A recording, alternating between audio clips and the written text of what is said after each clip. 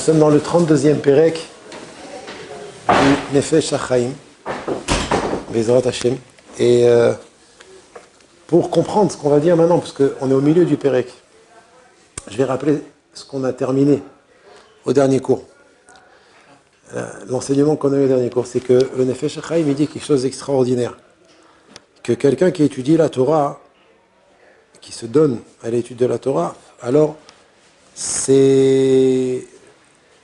agit sur lui et ça nettoie toutes les fautes, tous les péchés, toutes les avérotes aussi graves possibles qu'il a fait.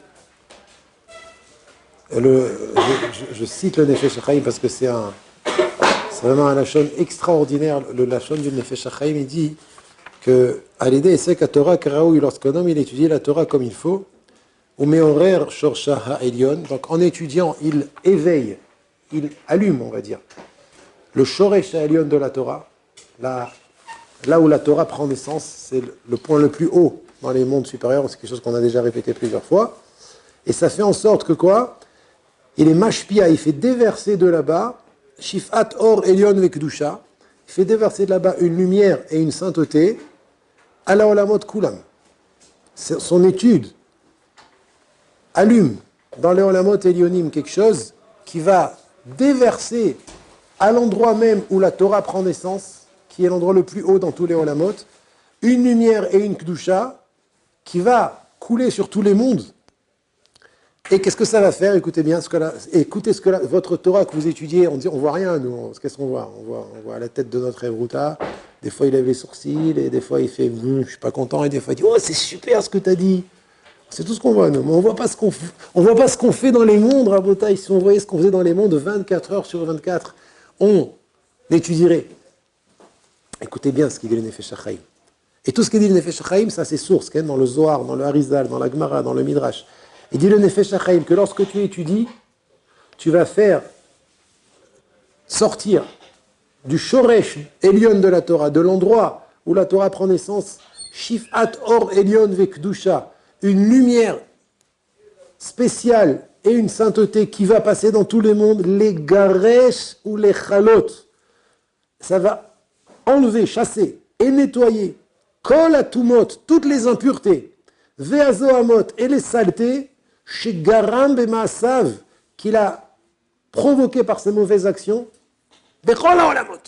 dans tous les mondes. Alors on sait très bien que quand un homme il fait une avéra, Rahman al-Itzlan, quelle que soit l'avéra, dans n'importe quel domaine, il provoque des choses négatives.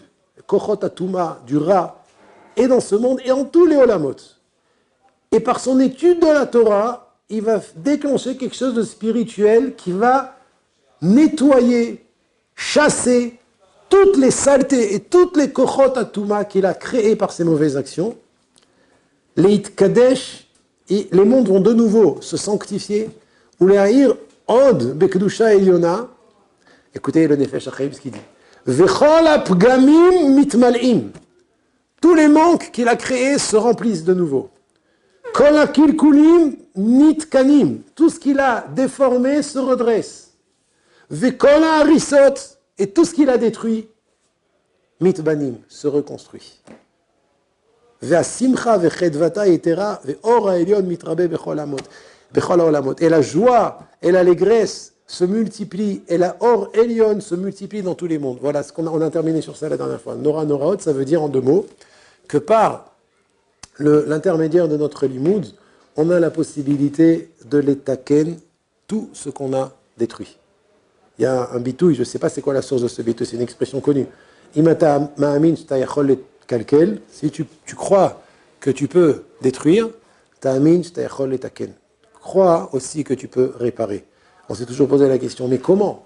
On croyait jusqu'à présent que c'est par la tchouva, c'est vrai, mais il y a quelque chose qui répare encore plus que la tchouva, c'est le Hesek à Torah. Quand tu te donnes à l'étude de la Torah, n'importe quelle partie de la Torah, Chumash, Mishnah, Gemara, Halacha, bien évidemment, plus tu te connectes à la Sugya, et plus ta Torah elle a une force pour nettoyer, pour réparer, pour remplir, pour redresser tout ce qu'on a pu détruire. Binyamin. Vous avez parlé qu'il y a des avérotes qui détruisent des mondes et des misotes qui reconstruisent des mondes. Est-ce qu'il y a un évdel entre les mitzvot des Rabbanan et les Doraïta ou c'est tout pareil?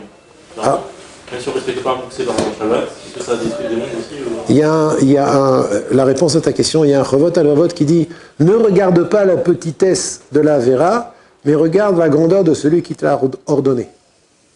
C'est-à-dire, le fait que je vais faire quelque chose qui à mes yeux n'est pas très grave, mais c'est une Avera, mais si ça va à l'encontre de la volonté du roi, donc c'est une Avera, c'est grave, ça détruit. Bien sûr qu'il y a des Avérotes qui sont plus graves que d'autres, c'est sûr.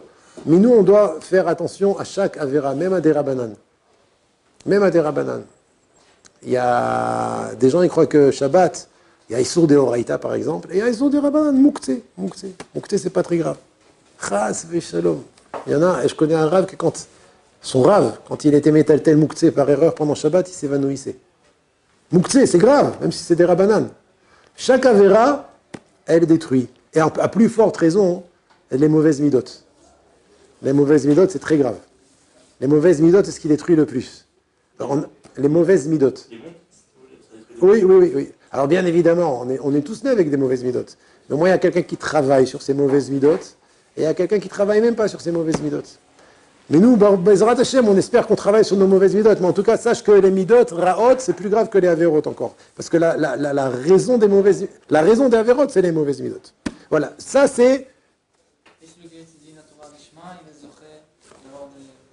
Ah, exactement. Alors, comme il dit Rabbi Chaim, qu'est-ce que ça veut dire d'abord étudier la Torah Lishma? Les schémas. Ça veut dire quoi? Et non, justement, il a fait... Oh! Étudier pour la Torah. C'est quoi étudier pour la Torah? C'est quoi étudier la Torah Lishma? Ah? Pas du tout! Mais vous rêvez quoi? Mais non! C'est quoi étudier la Torah Lishma? Pour la Torah, qu'est-ce que ça veut dire pour la Torah? Pour la connaître! Le Nefesh HaChaim, il dit il y a une différence entre l'Ishma dans toutes les mitzvot, 612 mitzvot, et l'Ishma de la Torah. Il ramène le Rosh dans Masechet Nedarim, Daf Samer Bet. Ceux qui veulent voir, ça se trouve dans Nefesh HaChaim, Sha'ar Dalet Perek Gimel. Là-bas, le Nefesh HaChaim, il définit c'est quoi Torah l'Ishma? C'est étudier pour la Torah. Kegon, Leida, Lehavin, Leosif Lekach ou Pilpul. C'est ça Torah l'Ishma. Connaître la Torah, la comprendre, l'approfondir et la raisonner. Ça, c'est Torah Lishma.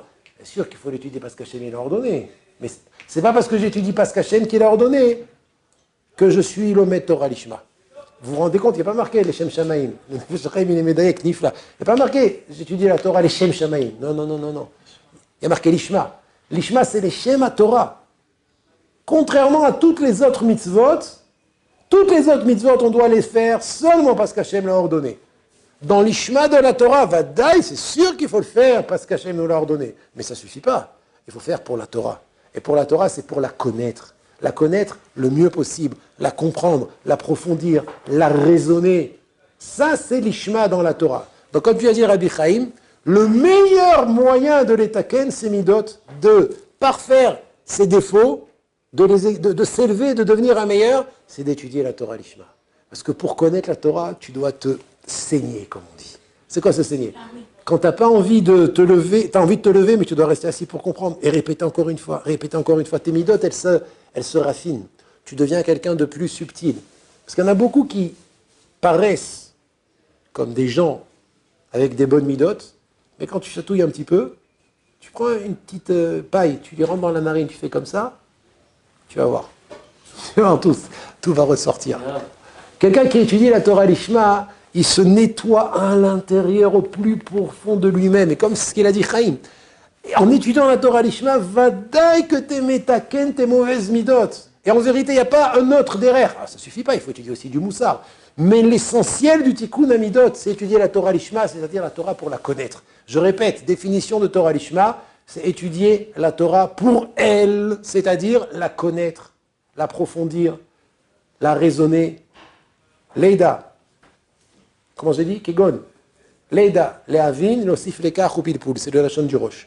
La connaître, la comprendre, l'approfondir et la raisonner. Excellente question. Ça s'appelle mitor shelo lishma balishma. Il manque dans le lishma pour Hachem. C'est vrai. Mais le hikar, c'est qu'il n'est pas pouga dans le lishma de la Torah.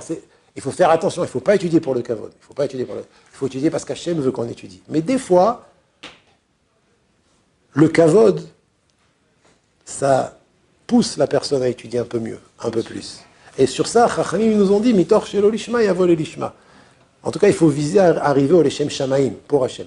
Mais c'est pas ça le Ikar dans la Torah. Noam.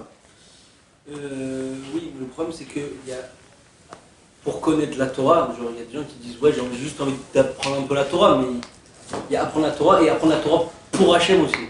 Je suis d'accord. Il y a une différence. Non, il y a une différence, mais je veux que tu entendes ici que l'essentiel de Torah Lishma, c'est pas pour Hachem. Il faut étudier la Torah pour Hachem, mais ce n'est pas l'essentiel dans Torah Lishma. Pourquoi? Je vais te dire pourquoi. Parce que quelqu'un, il pourra étudier la Torah, mais il n'a pas, c'est pas important pour lui de bien la connaître.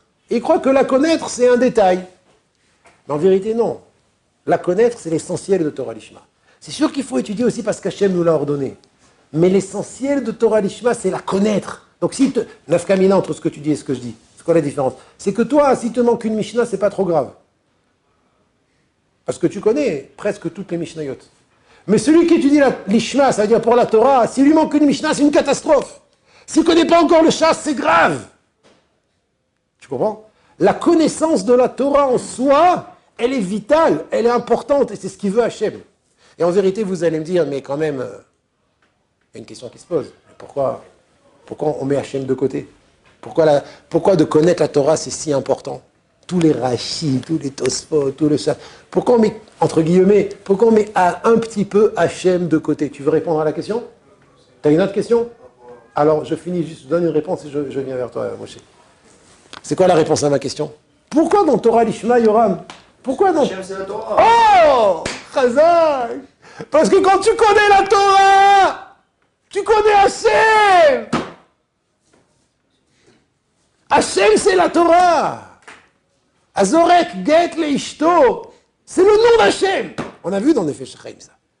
C'est le dévoilement d'Hachem dans ce monde.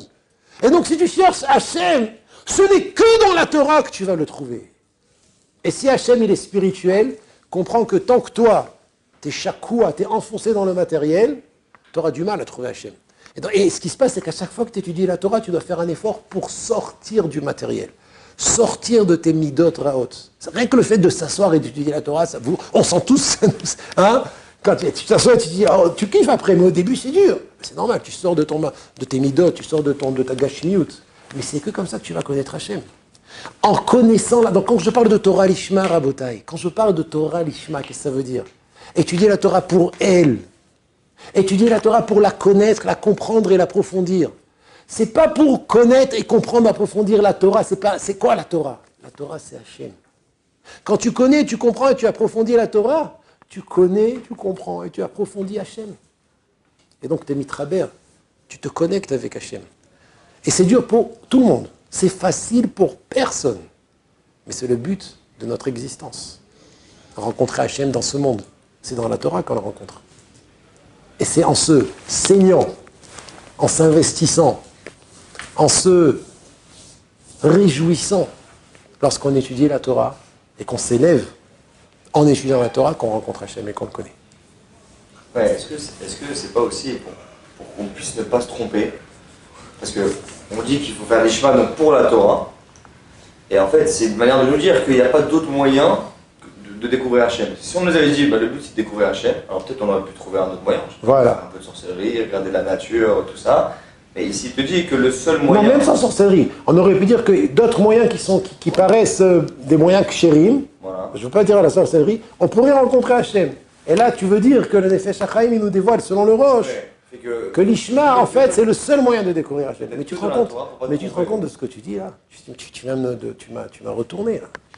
C'est émettre ce que tu dis. Vadaï. Chazal, ils ont voulu nous dire qu'il n'y a pas deux moyens de découvrir Hachem. Celui qui va arriver au Emet, il est obligé de passer par la Torah. Mais par intérêt. Alors, je reviens à ce qu'il a dit Binyamin tout à l'heure. Au début, il y a du kavod. C'est pas grave. Chachamim, ils nous disent qu'on a le droit.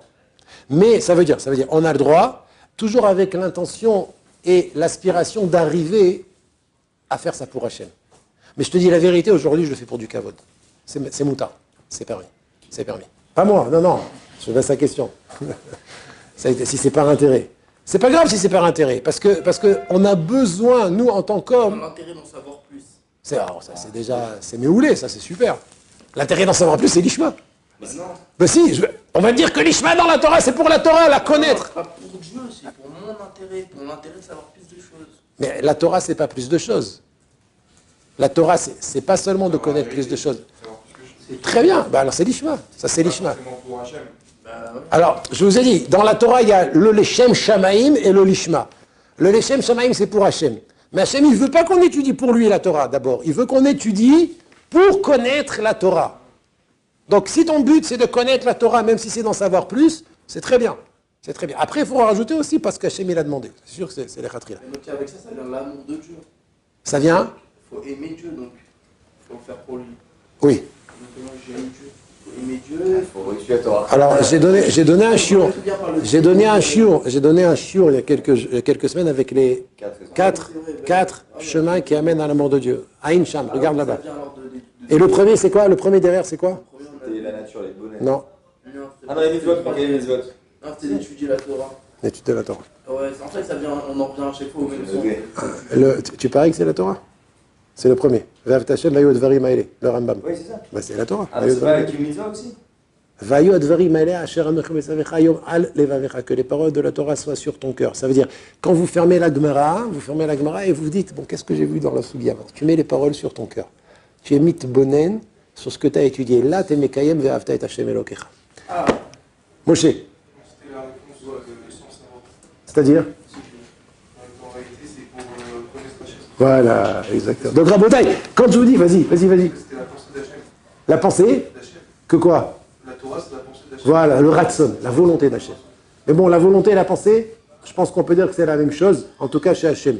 Donc, Rabotai, quand on parle d'étudier la Torah, l'Ishma, Bichlal, étudier la Torah, savoir, je conclus, Ken, je conclus juste une chose, c'est que quand on se connecte à la Torah, on se connecte à Hachem.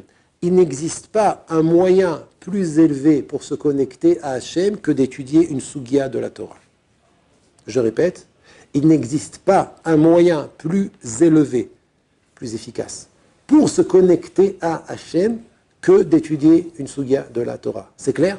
Cette phrase, il faut qu'on se la répète plusieurs fois. Quand vous, le matin, vous vous asseyez en face de la Gemara, vous dites, là, j'ai rendez-vous avec le Créateur du monde. Quelle joie! C'est pas des blagues. Harry, il est spirituel. Il n'y a pas de matériel chez Hachem. Il n'y a que du spirituel. Donc c'est que, en utilisant notre côté spirituel qui est en nous, c'est-à-dire le sechel, l'intellectuel, et de le brancher à la Torah, qu'on peut arriver à rencontrer Hachem. Lui, il est spirituel.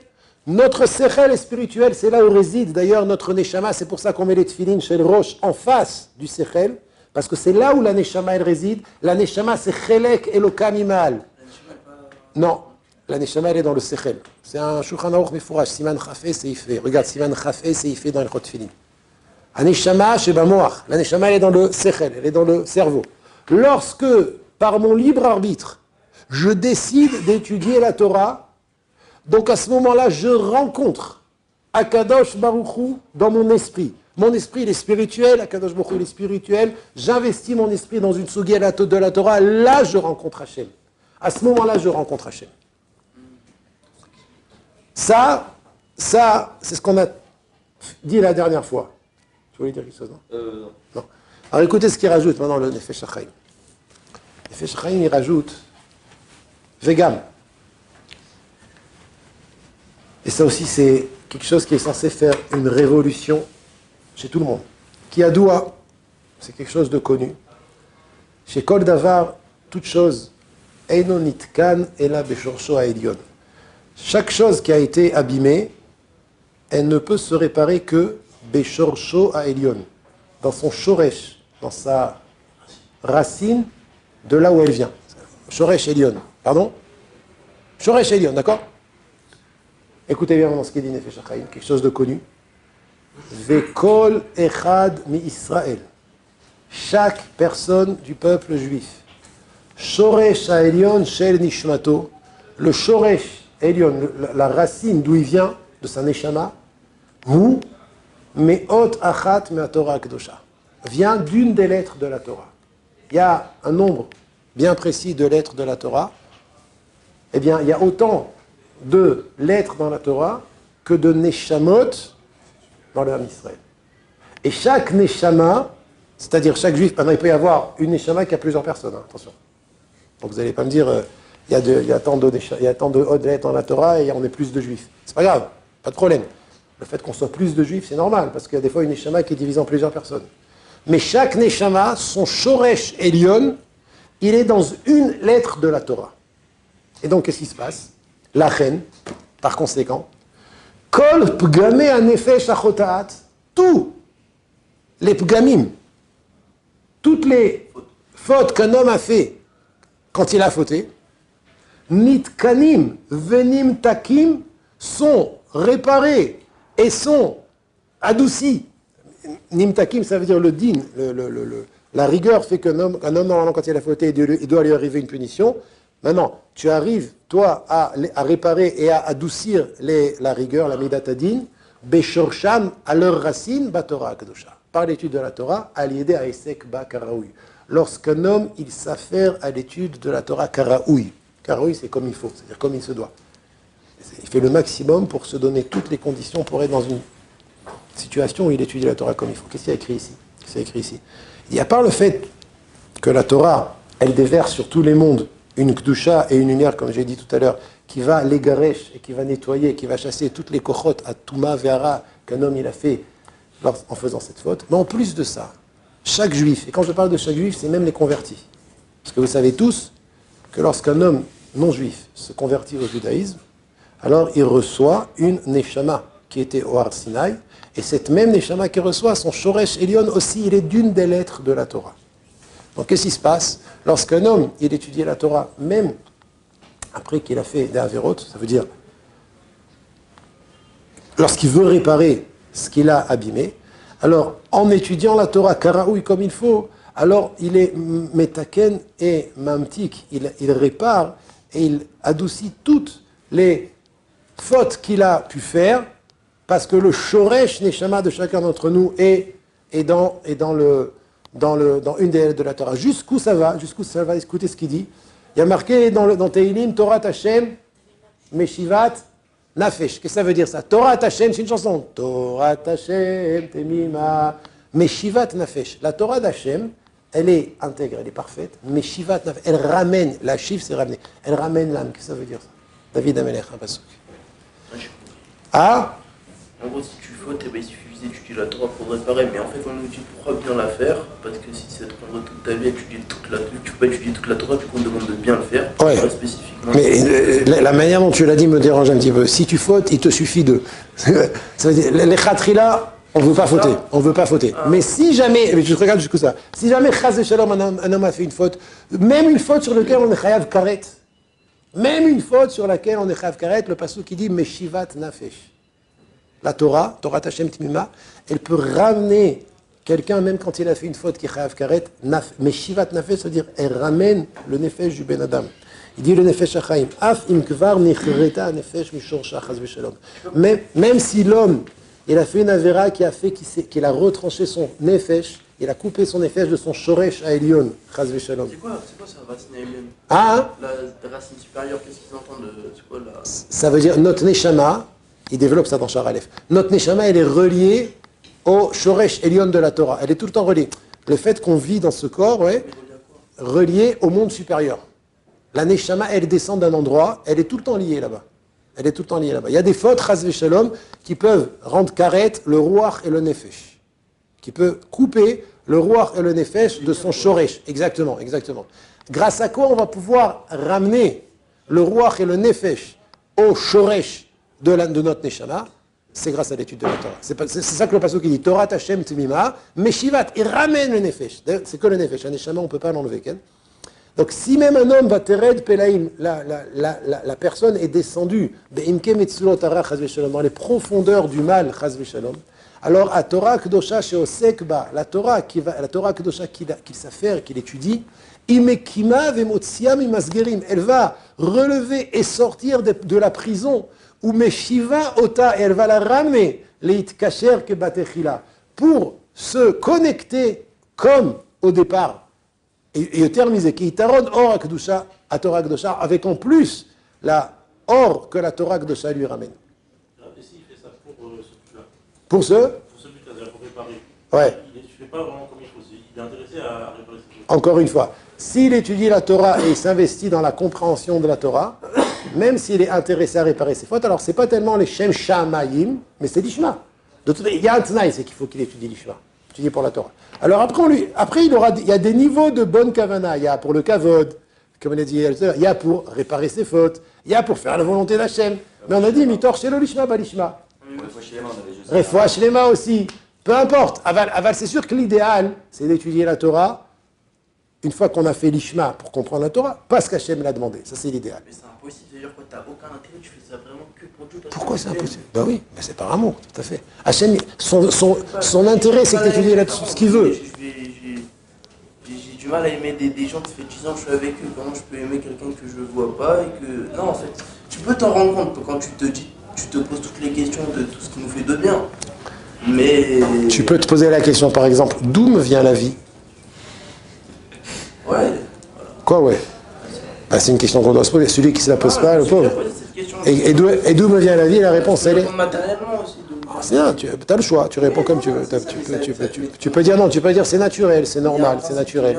Il y a de base où il y a de la émouna. Il y a de l'émouna, je suis d'accord. Je suis d'accord. Non, mais pour répondre à ta question, comment on peut aimer Dieu?